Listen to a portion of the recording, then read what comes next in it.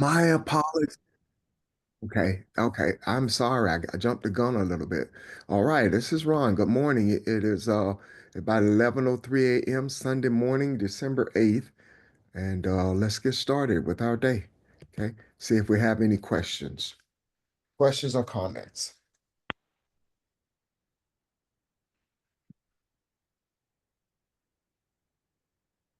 Anybody? Anything you want to talk about?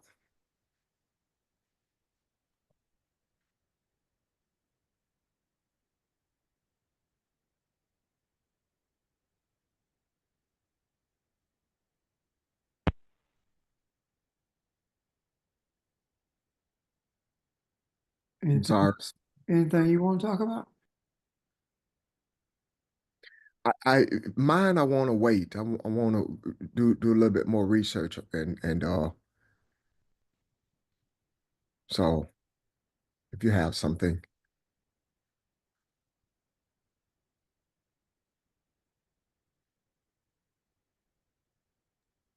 This is for Mel. I'd like to ask a question about darkness. Yesterday, darkness. Darkness, okay. Yesterday, we had a discussion about how we use words. Evelyn had brought up a question about how we have our thoughts are added to the words like darkness and light. So yesterday, after listening to that and re-listening to it, are we saying that darkness, say just said, if your eye is dark, Your I whole can't body is recall dark. exactly. Your whole, okay.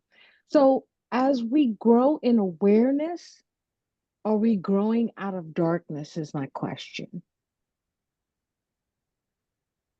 No. No. If Okay. you look at darkness in the sense that society uh, terms darkness, then yes. Hmm. But if you look at it from the spiritual perspective, then you're not growing out of darkness. What you are doing is growing because of darkness. Say that Because again, darkness, Sage. you're growing because of darkness. You're becoming more aware. I like aware, but not do the word growing, right? Awareness comes out of darkness. Awareness comes out of darkness because when we look at darkness from a spiritual perspective, we see that darkness is um, is wisdom, and when we look at wisdom, understand wisdom. Oh, would you mute? Make sure you're muted, please. Stamps. Oh, down there. These are two books of stamps. Cheryl, would you make sure you're muted, please? Everything went outside and the Cheryl. they look like stickers. Hello. Wrote at the top to the mom. Hello, Cheryl. Oh, I'm sorry. I'm sorry. I'm so sorry. Okay. Hold Thank up. you. Um, when we when we look at darkness from the perspective of spirituality, we see that darkness is wisdom, and our awareness comes from understanding wisdom. So it is out of the unknown or the unseen that we become aware of who we are and the trajectory that we should be taking in regards to the balance of humanity. Does that make sense? It does. It's like opportunities. We tend to think that they may be against us, but really they're designed to help us grow. And so we're growing We're in our coming. darkness. We, We're we're becoming yes, more aware. yes, yes. And you say it all the time. We've always said it. Um, Enlighten me means bring me out of the darkness, give me understanding, or don't keep me in the dark, meaning that um, explain to me what you're saying or what you see. So it's in that regard that we see darkness from a spiritual perspective. When we see darkness as being something that is undesirable, it is simply because we are looking at darkness based upon what we have been indoctrinated with in regards to darkness. See, when you think about darkness, this is a well-organized, well-greased machine of racism. Everything dark is negative, everything white is light, is right. And then there are those who may say I'm stretching it, but that's BS. I'm not stretching it. It's just the reality of what is. And if you look in the dictionary, you see that. The other part of it is this: why would pink people call themselves white?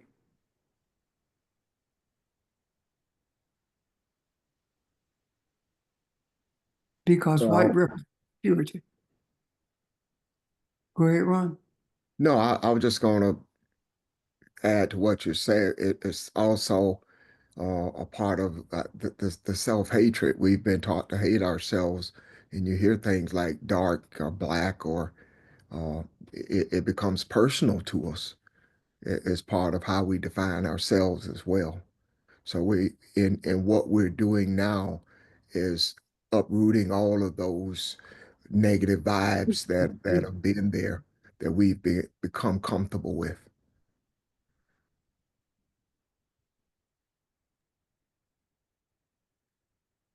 Vermeil.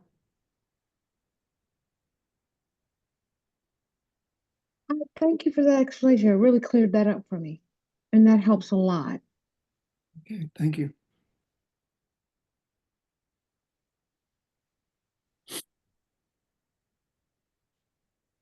Anyone Well, else? Questions, comments? GC, what's Wow, up, brother? everyone. I also would like to just respond to darkness as we were taught, because again, you can look at it in analogies in terms of sports, with regards to shooting billiards. And I just always wondered, why the 8 ball was black and the cue ball, was white. I mean, in terms of just something as a metaphorically in terms of sports, but it's like that in terms of things that we learn. But I think as we're moving forward, the thing that I can appreciate looking at it from a spiritual perspective is being able to appreciate what darkness is in terms of the womb of a woman. When you're talking about the birth, the darkness, the hidden treasures, the the thoughts of just being able to realize how wonderful and marvelous we are made, looking at it from the organic perspective, organic life, looking at the roots, of a flower. And sometimes we don't see underneath, just the power and just the aura with regards to the type of learning that I believe we're seeking as we look at it from that perspective. And then in addition, we talk about carbon.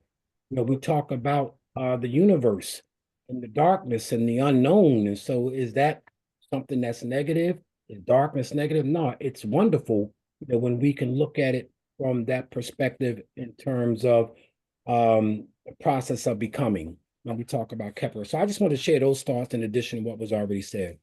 Thank you. Thank you, sir. I was uh I was watching a show this morning, one of those news magazines, I guess, that comes on every now and they were talking about this creator and a director who had won an award for some creative show they put together. And they were saying the last thing that was said was they were the first Asian team to win this award. And that kind of stuck with me because racism is so much a part of us that somebody thought that was important to say. And I guess they are supposed to feel good about themselves that they were the first Asian teams to make this accomplishment.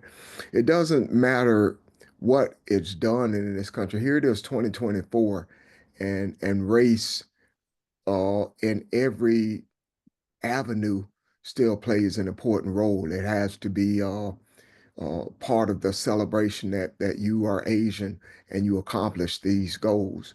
So racism is a part of what we're uprooting, and it is very deep. It is a strong root, and this is the challenge set before us. So the darkness thing that stuck with you, Vermeil, is no coincidence. It's just something else we needed to to talk about again. Thank you for that. Thank you, everyone.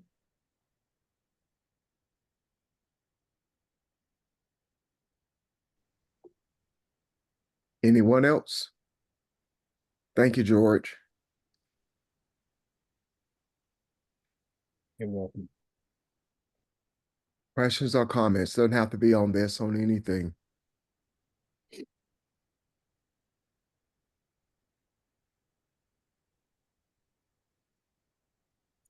Pastor, did you have something?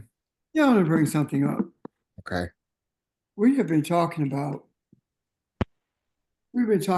bringing balance, and we've talked about that for quite some time. We talked about the unicity of the universal unicity of humanity.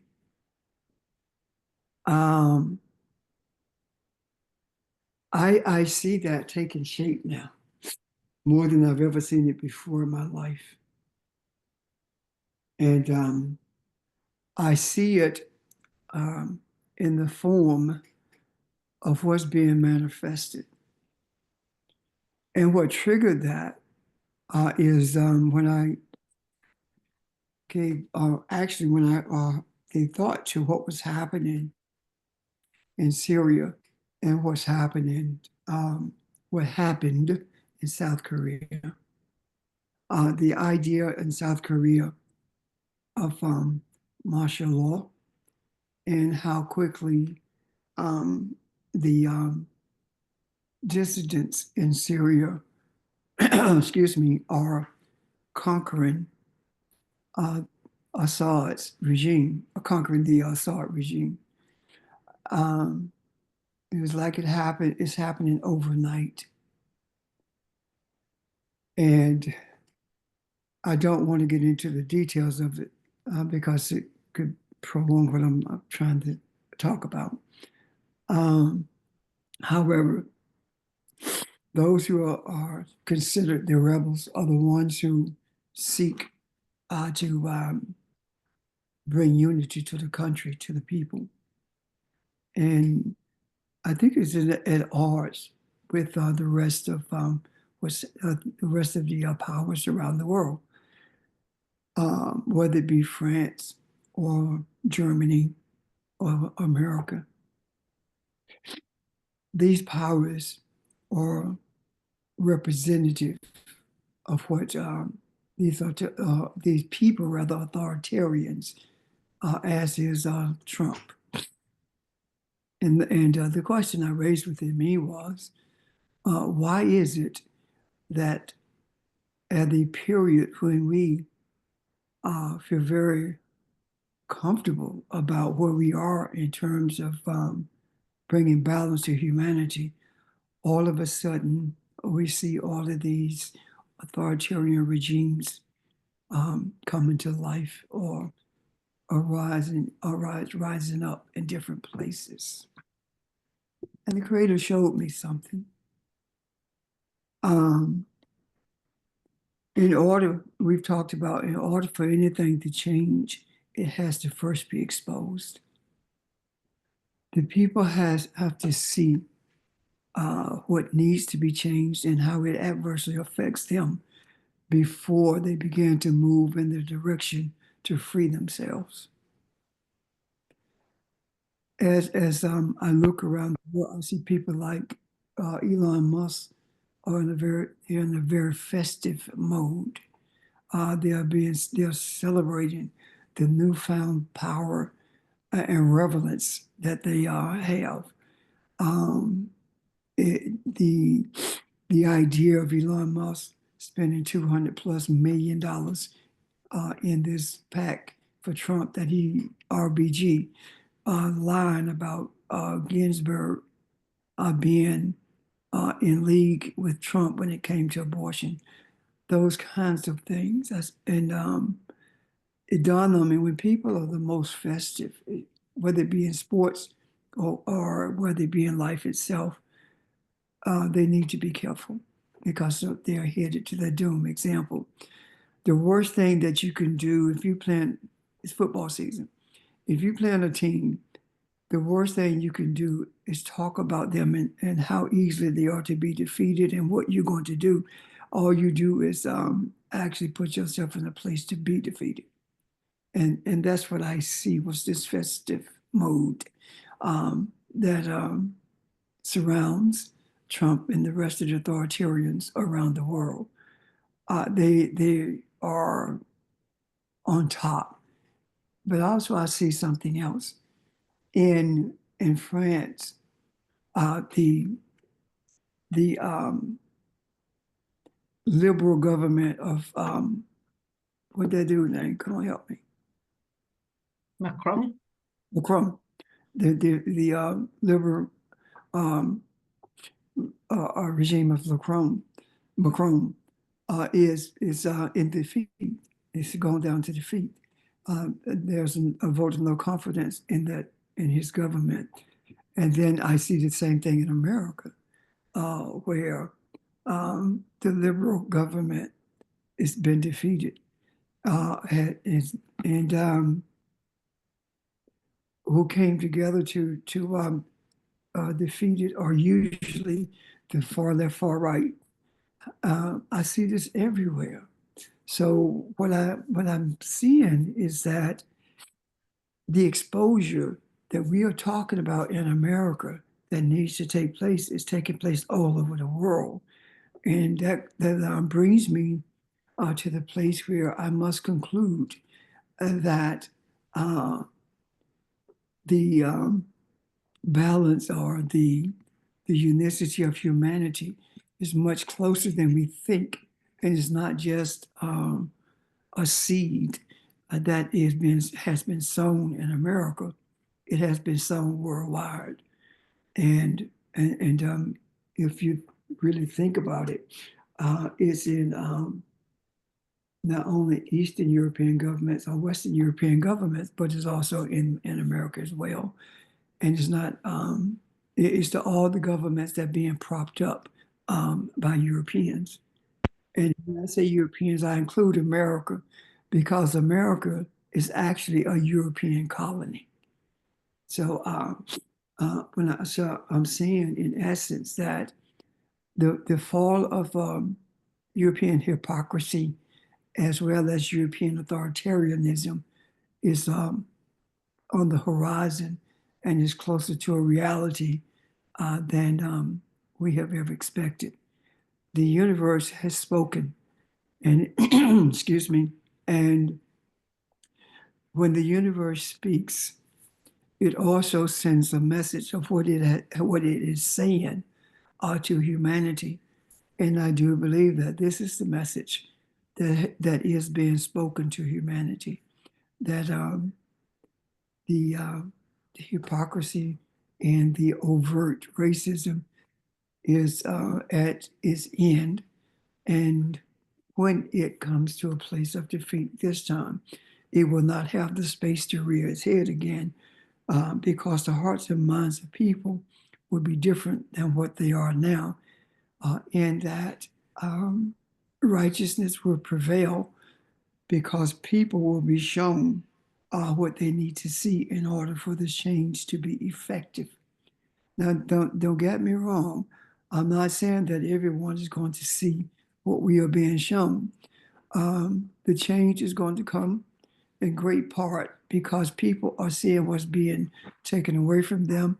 They're seeing what's being done to them, and they will be moving in the direction of deliverance based on selfishness, because they don't want things to be taken away from them. However, it doesn't matter what the reason that they are moving in that direction. What matters is the understanding that you cannot do it alone. You can't get what you think you want without others being assisted in the process or others receiving what they need in the process. For example, when we look at Social Security and see that 80% Social Security, 80%, you pay 20% of the medical care, and the government pays 80%. The 80-20 rule was put in place because they did not want Africans in America to get Social Security, and they felt like they didn't have the money to pay the 20%. So even that's going to change. The efforts that are being made to destroy something like Social Security will only shore it up because there are too many people who benefit from it. And even though they're fighting for themselves, they're also fighting for everyone else. And when you think about what's being attacked, everything that's being attacked, meaning everything that they're seeking to eliminate, are the things that the majority of the people depend on to survive. And then this in itself is a catalyst that's going to bring change. Hello? This is a catalyst that is going to bring change, um, regardless of how we as individuals look at it. It's going to be a collective change. Questions or comments? Or can you see are you able to see what I'm Yeah. saying? I see change too in the, this incident where this healthcare CEO was shot and killed in New York. Yes. And I mean, just thinking about the reactions of people, they're saying, I mean, all those, those internet sleuths who track down the January 6 people, they don't want to help. I know. And people are now talking about all the incidents of them being denied healthcare coverage or whatever. So it's almost like a groundswell of people saying, wait a minute. And this killing of this man has brought this to right into people's faces. Because he's a millionaire CEO, and they want to do everything they can to find the one who killed him, but they've denied, like this reporter said, he sympathizes with the man being killed, but like 74,000 other people have died because the insurance has been denied coverage. So I see that as a groundswell in terms of change too.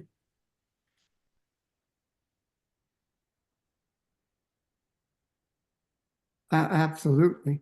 And that is that's also causing some insurance companies to change their policies, but they're not, don't get me wrong, they're not changing them to benefit anybody. They're changing them to manipulate again. And this groundswell is, let me put it this way. The universe has a very subtle way of speaking. Who could have thought that the death of this CEO would have brought about a change in a movement? Answer, would you mute your phone, please? A movement. Would you mute your phone, please? 609.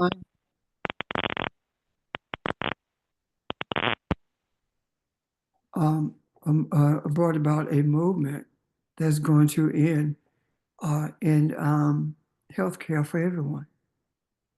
That's exactly where it's headed, and it seems as though, well, these are just people on the internet who are complaining, and it will peter out. That's not going to happen.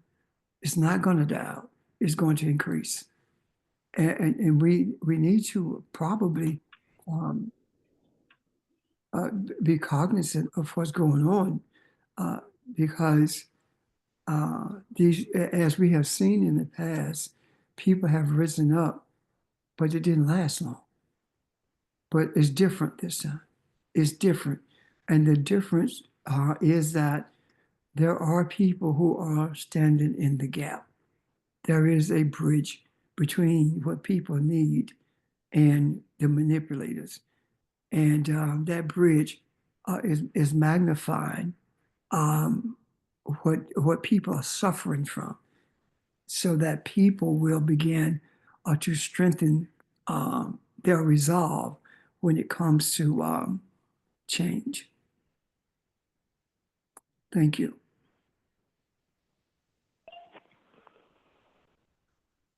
Question, Pastor, I want to ask you a question there. sir? So, do you see any significance in the French collapse? But Hold one prior to second. that, Hold 1 second. Camille, would you mute 609, please?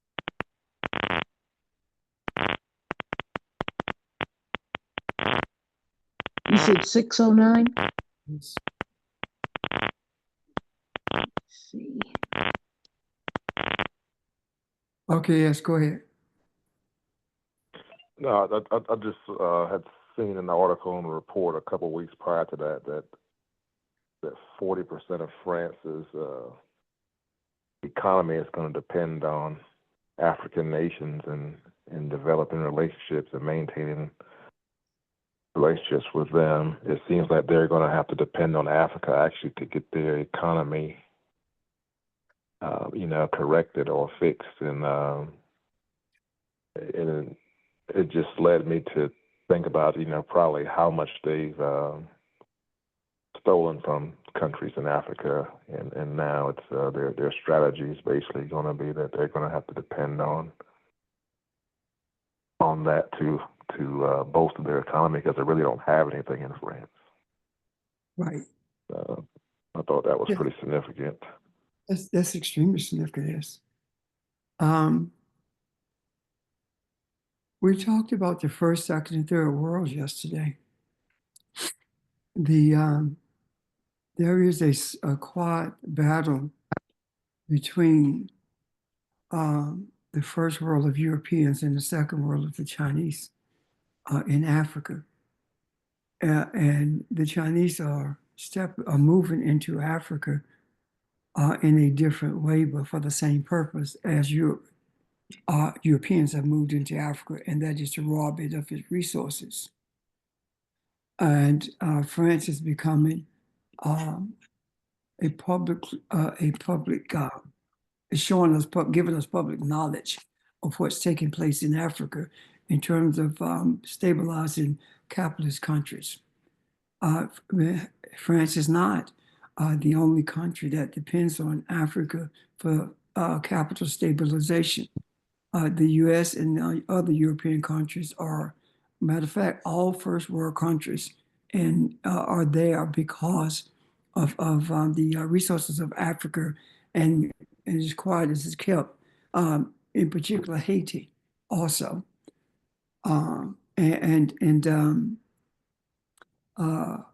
France is simply the first one to be exposed, its economy being exposed for its dependence on the resources of Africa. And this, I do believe that that's part of the snowball effect of the demise of European domination worldwide. France is just the first one to be shown publicly what's going on behind the scenes. And I think it's very ironic because from my understanding, I had a personal encounter with this African male who is from Ghana, who said that they wanted Trump to win because when Trump was in office the last time, his words were that he did not give a damn about Africa. And we were able to do the things that we needed to do quietly because he didn't care. Well, I think that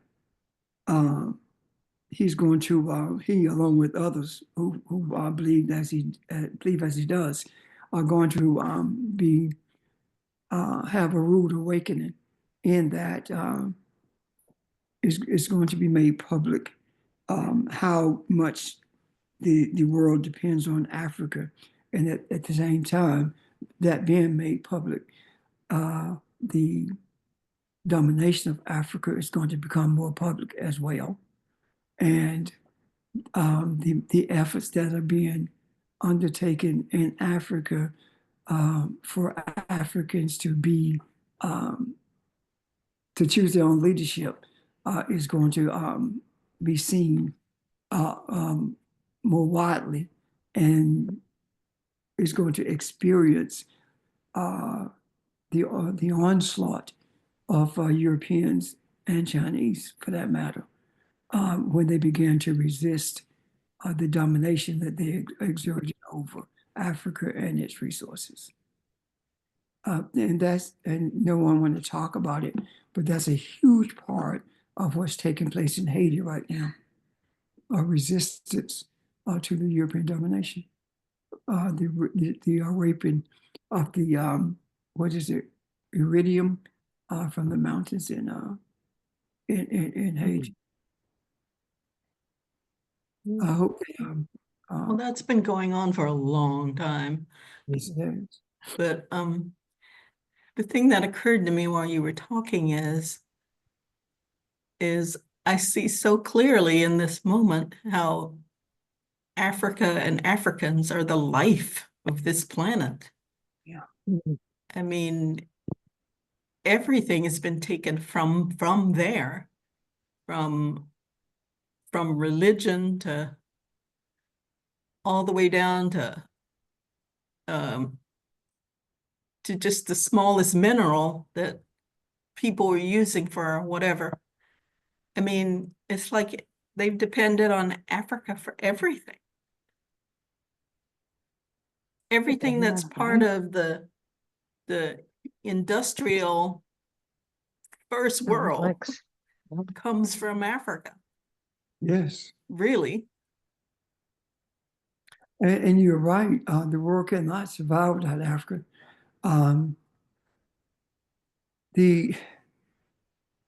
I think one of the things, Audrey, that we may be missing is that the one thing that has created havoc in the world could not exist if it were not for the rape of Africa and African spaces in the Caribbean, and that is capitalism. Capitalism is the worst thing that has ever happened to the earth. It has no sense of empathy.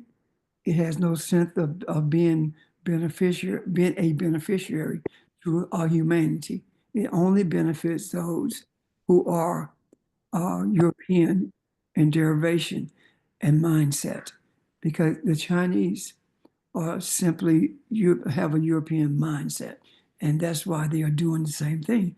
So capitalism is the main culprit in everything that we see happening in this country. And if we don't embrace the reality of that, then we are going to be, as we have been in the past, a party to the suppression of humanity worldwide. Yeah, I agree. I mean, capitalism, the idea of capitalism came straight out of slavery. Yes. Because cap means head. How many heads do you have? How many can you count? So the idea came straight out of slavery, and it turned into property, but that too came straight out of slavery. So yeah, I agree with everything you're saying. So I remember having well, anyone who is an econ major understands where capitalism supposedly came from. It talks about Adam Smith, but capitalism was in existence long before it was named capitalism. Capitalism was in existence from the beginning of greed, of the European greed and exploitation of the world. Capitalism is not based on money, because there was money in existence in different forms long before the term capitalism ever came into existence, long before the principles of capitalism ever came into existence. You will not read any place where men like Mansa Musa controlled or manipulated or enslaved people because of the money they had, because of the resources they had. That capitalism is a purely European method of enslavement and greed.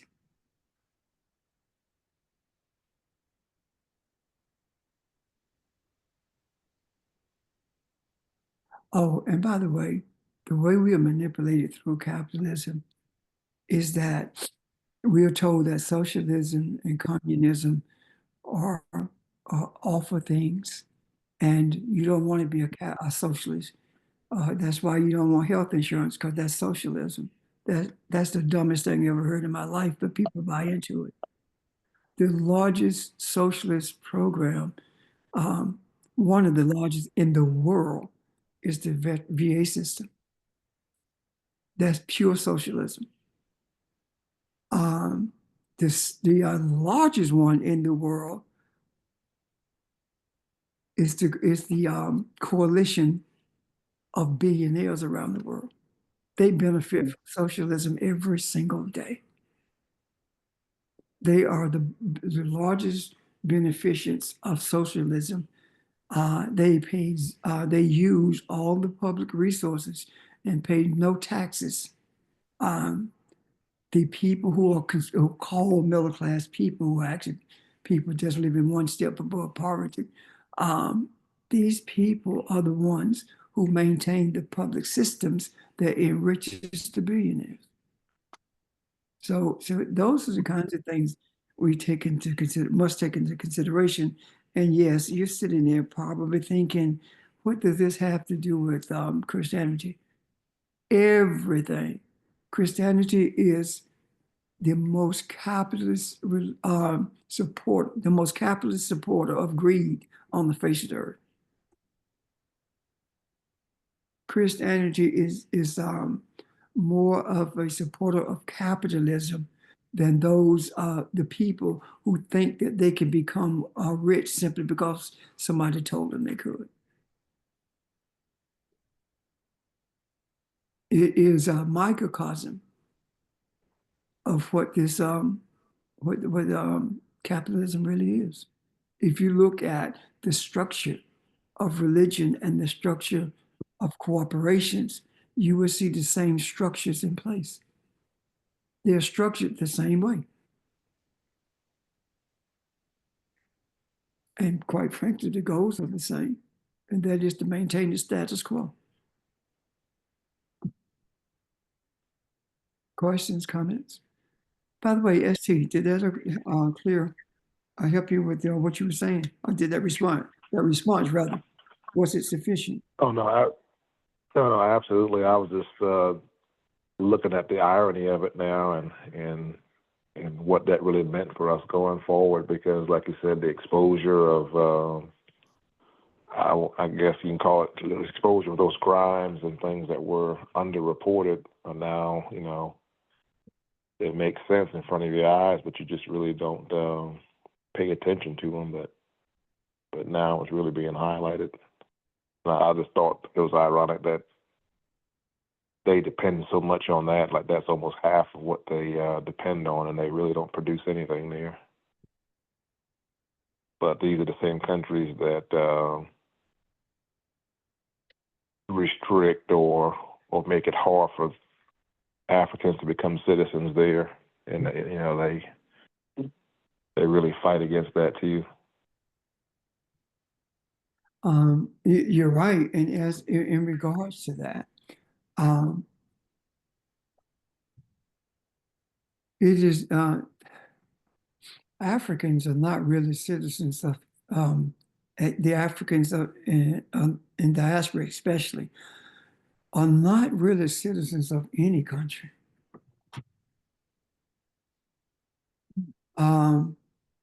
Think about it. If you are a citizen of a country, you are protected by the laws of that country, or you're protected by the governing forces of that country. Um, Regardless of where Africans are, there are no protections for Africans, regardless of the country that we are a part of. You think about the idea of example, there are white people who complain about Black History Month. There are white people who complain about Black Lives Matter, but they never take into consideration that you made every effort in the world to deprive us of the knowledge of who we are. And yet you go complain because we talk about it 1 month out of the year. You have done everything to bring about our demise in that someone gets pulled over for a broken tail light and they end up dead simply because of the color of their skin. Those kinds of things speaks very loudly to me that we have no citizenship in this country. And the effortless things that the effortless policies that are brought put in place to minimize the voting power of the African says that you're not a citizen. We don't see you as a citizen. So there are so many things that we can point to, and sometimes we get to a place of comfort in the way we live. And yes, I'm talking about every one of you on this phone. We get so comfortable because of the way we live until we lose sight of the reality that there are always going to be people like us, who look like us, who look like they're okay in the country in order to keep the others striving to be where you are. And we lose sight of that. And that was one of the things that we fought so hard against back in the day. Yes, we were privileged. I'm not gonna lie to you in terms of us being able to go to school on scholarships, etc. But we recognize something. We are the ones who they're allowed to nibble the carrot on the stick so that you could think that all of you have the same opportunity if you do what we were doing. We knew better. That's not the truth. The Creator allowed us to be in the positions that we were in order for us to be to be a part of the vanguard of leadership for the express purpose of ending the oppression of people who look like us. And here we are right now. We are a spiritual vanguard who is in a position to remove the shackles of the mind, and so that we can see that we are the spiritual beings who are brought in here into this earth with the purpose of balancing the earth, of being Elohim. And the earth cannot be balanced, neither can we be the essence of Elohim in our daily lives until we totally embrace the reality of who we are. And that's more than lip service, it's also action. And that's where we are today. So I want us to remain, to always be cognizant of that. You're not where you are because you're so special. You're where you are because you've been chosen. You're not smarter than everybody else. Some of the smartest people I've ever come in contact with, the most engaging people are drug dealers. If you could run a drug empire, you can run a corporation. And you say, but that's so awful. How awful is it? Put yourself in their place. Put yourself in their place. You're growing up And your parents want your daddy is in jail because he got caught with a bag of weed, and the white boy that was with him got caught with a pound of weed, and he's at home. And then your mom is struggling, trying to make ends meet, and she can't do it. And you, the oldest child, is 12 years old, 13 years old, and the only way you know to help your mama is to get out there on the streets and start doing what everyone else you think is doing. And you say, well, I wouldn't do that. The hell you wouldn't. If that was your only means of survival, yes, you would. And you say, well, they don't have to. Why you say that? Look at the people in your community that you grew up around. Why you say that? Do you think that anybody it grows up and says, I want to go to jail? Or I want to be a drug dealer? I want to be a prostitute?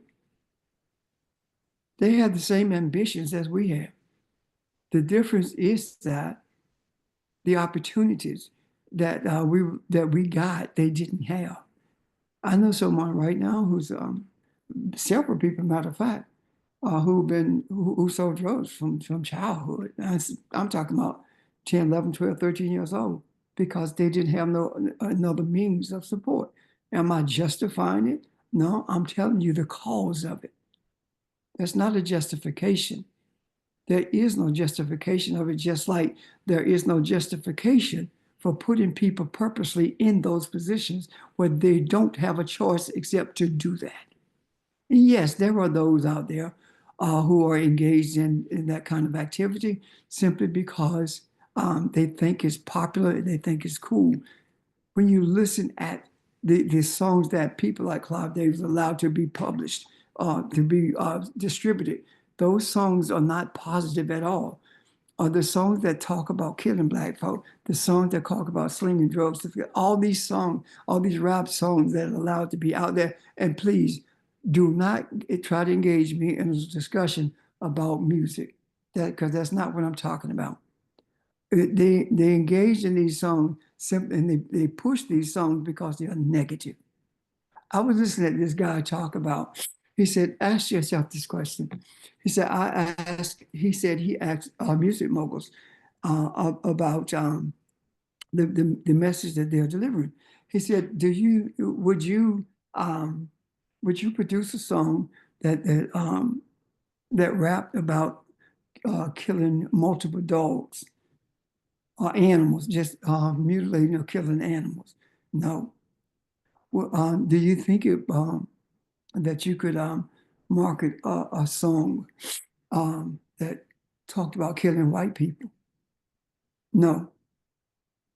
Do you think you could market a song about black people killing black people? Then he got silent.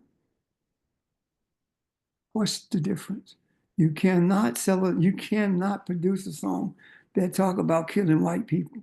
You cannot produce a song that talk about killing dogs, but you can about African people, African males especially. That is purposely done. That is called psychological warfare. And that psychological warfare is designed to disengage us from a question of who we are and engage us with the desire to quote unquote stack our paper and by any means necessary. These things that I'm speaking of are methods of indoctrination for the purpose of being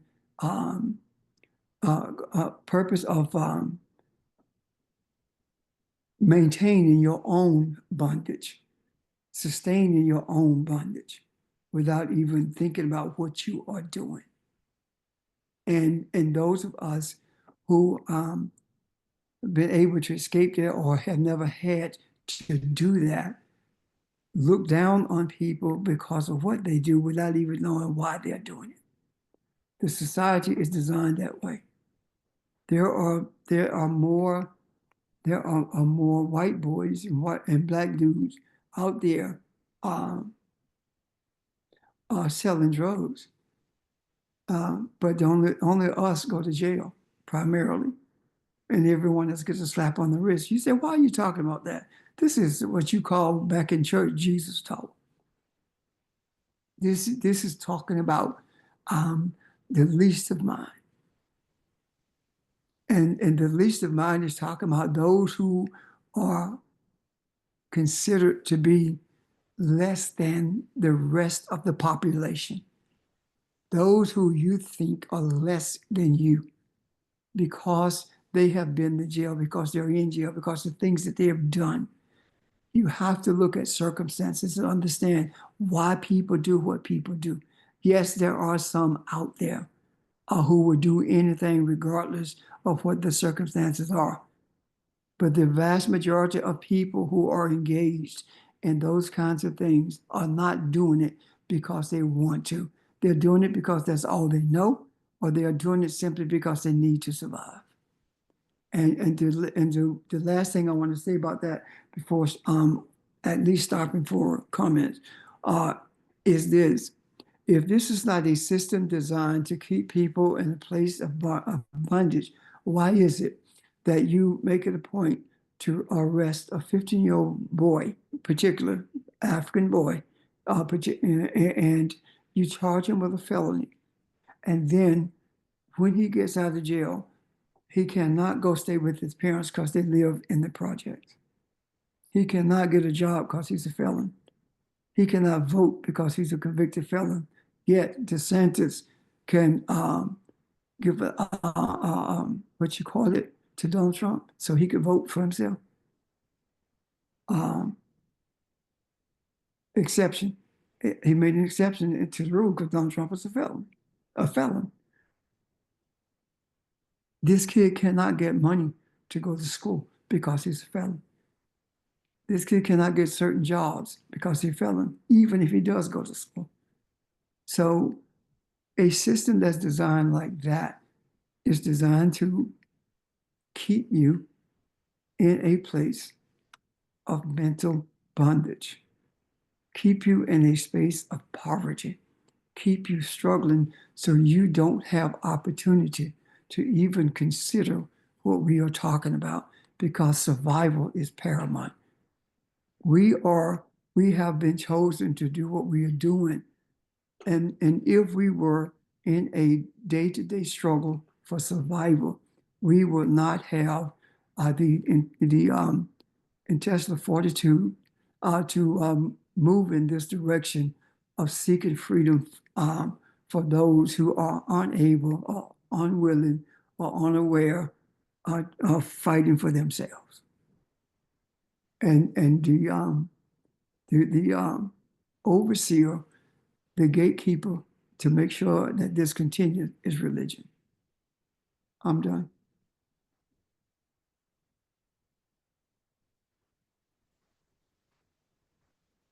Ron, Hello, this is Sheldon. go ahead, Sean. Oh, I missed the small part when you were talking about corporations, but I wanted to piggyback on exactly what you were saying in terms of religion playing a role to support capitalism. And back to the point, I think you and I had a discussion about this some time ago, that in the helping of the forming of organized religion as well, it was used for, in the same sense, those in terms of how an economic system evolved through the ability of convention of agriculture. So in order for this government to exist and to continue to have these people who are actually producing things, the farmers, et cetera, to give up, because they were actually producing. So in order for them to give taxes or a portion of their money, et cetera, willingly, that's where religion actually came in, organized religion, came into play. And it was to convince them that it was the right thing to do, and it was their job to support this organization. And then because of that, you have these people who are up in the organized religion, as in church and priests, who could now make a living, but not only make a living, but make a good living without actually producing anything. And so the same way as that happened back then, the same way that religion is constantly used, especially going back to the conversation of yesterday, quote unquote, third world or developing countries, is always where that organized religion is put in place in order to convince the people and to willingly give up all of these things because they're thinking that it is the right thing and they're supposed to do. The same way that corporate America works as well, in terms of these entities looking like they have a soul, and it's part of your job of one's life in order to make sacrifices beyond what they are thinking is what one would consciously think is worthwhile, or is how should I say it? Just anything that they should be doing that makes any sense at all. It's almost like it lulls you to sleep, and before you know it, your life evolves around your dedication in life, etc. Evolves around this company, and that's where your main focus becomes. All of it is the same exact thing for people, in a sense, to willingly give their power, whether it be their attention, whether it be their labor, whether it be their time, whether it be any type of resources or any value that they may have spiritually or physically to these organizations or these groups. I'm finished. Thank you, sir. Anyone else?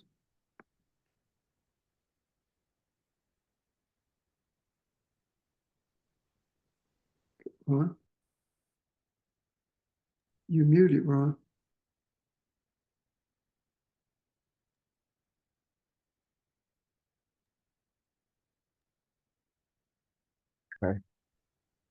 Right, Well, I was maybe, gonna say while we waiting on Ron to get also mute, because I don't want to leave it on that note. I would say also, going back to what we stated from the beginning, in terms of there being a huge awakening and a backlash to the very thing that I just described.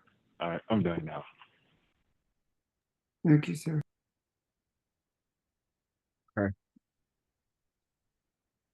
all right, good discussion.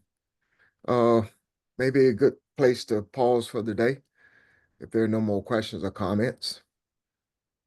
Thank you, everyone. Appreciate your energy, and have a great day. Look forward to tomorrow, 6 o'clock. Okay. I want you to say something, please. Yes, sir. We are going to talk about the Shabaka stone and the magnitude of its importance, but we were not going to do it tomorrow. Hopefully, we'll be able to engage in that no later than next Saturday.